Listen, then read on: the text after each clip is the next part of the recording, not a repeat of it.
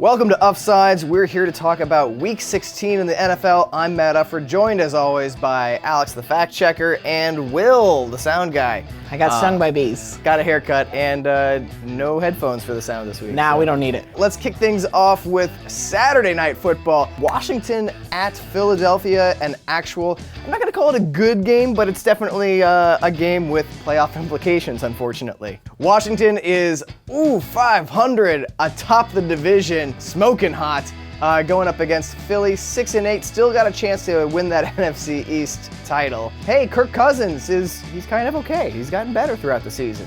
He's still very shaky on the road. He's 40 points better in passer rating at home than he is on the road, and this game happens to be at Lincoln Financial Field. Well, first of all, it's which Jekyll and Hyde version of this Eagles team is going to show up. That secondary will be tasked with trying to stop Jordan Reed, who's been incredible throughout the second half of the season. After Greg Olsen, he's probably the NFC's best tight end, so. It's amazing what he's able to do when he doesn't get concussion every other game. It's a new man. Isn't that true of all of us? This game, the line is Eagles by 3. I legitimately think Washington's the better team. I do think that they're a little bit problematic on the road. There's no way this division gets decided before Week 17. Exactly. Right? It's just not going to happen. Washington can wrap up the division with a win, so which is precisely happen. why it won't happen.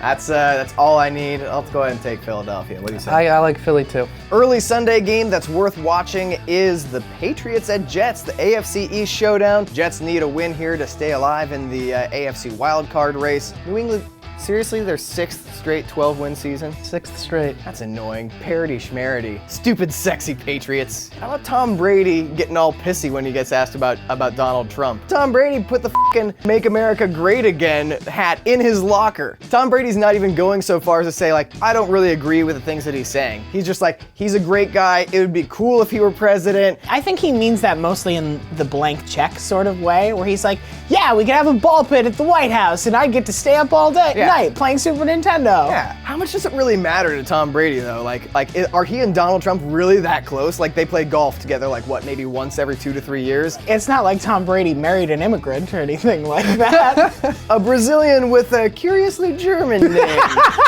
I'm trying to figure out if the difference between the Jets this year and the last couple years is the upgrade from Mark Sanchez to Ryan Fitzpatrick, or if there's also some correlation there with going from Rex Ryan to Todd Bowles, who I think might be a Coach of the Year candidate. This is the most explosive the Jets' pass offense has ever been. It's amazing what happens when Lavernius Coles isn't your number one wide receiver. Wow. So the Jets typically tend to play the Patriots pretty well in New Jersey. Post-butt fumble. A notable exception. We live in a post-butt fumble world. We do. That's why you can't just walk onto an airplane with your butt unchecked. Rob Gronkowski has been weirdly quiet. I feel like after the offseason of Gronk that we enjoyed, where he was always providing great quotes. Isn't he the Patriots player that we should be asking politics questions to? Like, Tom Brady's not going to say anything. I want to know what Rob Gronkowski thinks about the debt ceiling, and if he thinks it's an actual ceiling made of debt. If you said anything like that, you would just get a blank look. And he just started vomiting Bud Light cans. Anyway, line on this game is Patriots by 3, and I feel like the Jets are gonna keep this one, if not close enough, might maybe win outright. I'm gonna take the Jets here. I go Pats. Really? Yep. Game of the week, surprisingly, is not in prime time, but late afternoon Sunday, Green Bay at Arizona.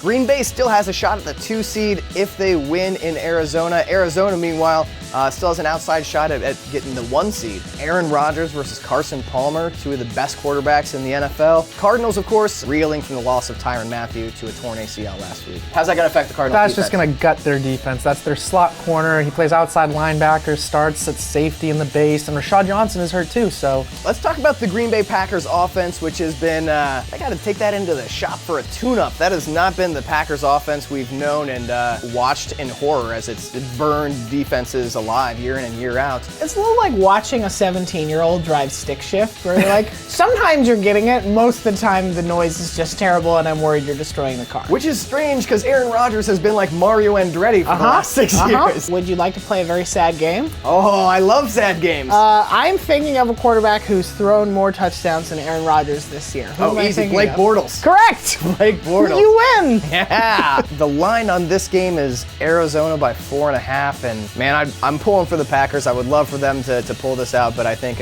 we're just destined to see the Cardinals win this one. I think the Packers are gonna. I won't go ballsy and say they'll win, but I think they'll cover that. It'll be a close game. Yeah. Sunday Night Football.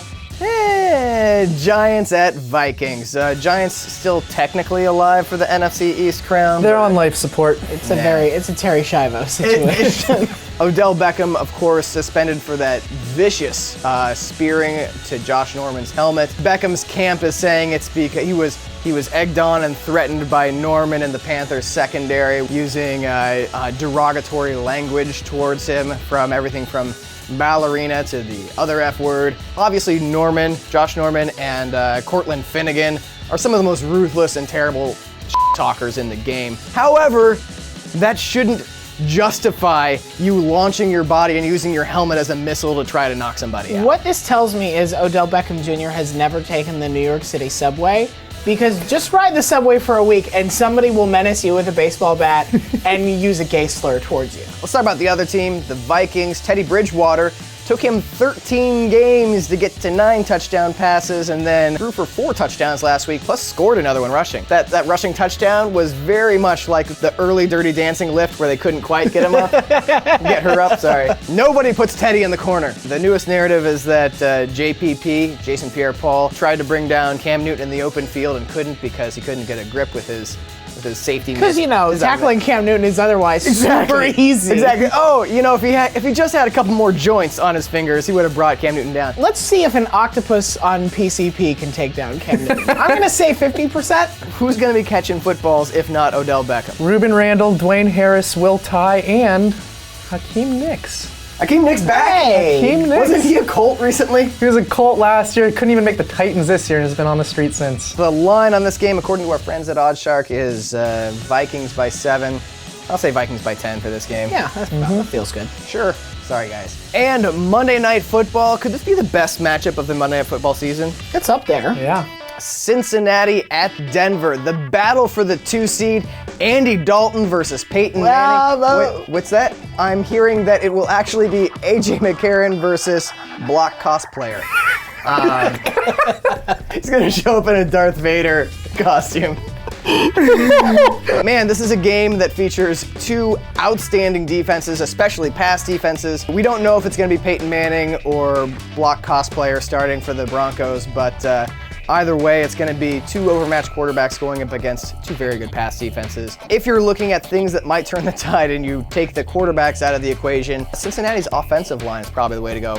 2 outstanding tackles, maybe the best offensive line unit in the NFL. There's so much continuity there. Poetry in motion up front for Cincy. I watched AJ McCarron play quarterback last week for the Bengals, and the offense did not remind me of poetry in motion. What you're telling me is that AJ McCarron is playing with a very good defense, a very good offensive line, and an offense that is going to run the ball a lot. You are describing Alabama football to a T. AJ McCarron can do this, Roll Tide! Roll Tide! The line is Denver by 3.5, and I'm gonna take the Bengals to cover because I think it's gonna be a close, low-scoring game. I would love to see a 6-5 NFL game. Let me hear John Gruden be excited about a field position battle. Whew, so there you go, folks. That is your Week 16 picks for the 5 best games of the week. Uffsides will be back next week, not with Week 17 previews, but with our picks for NFL awards. I've been workshopping my own NFL award, the NFL Piesman. No. No? No. Okay. Don't take from me. Thanks for watching. We'll see you next week.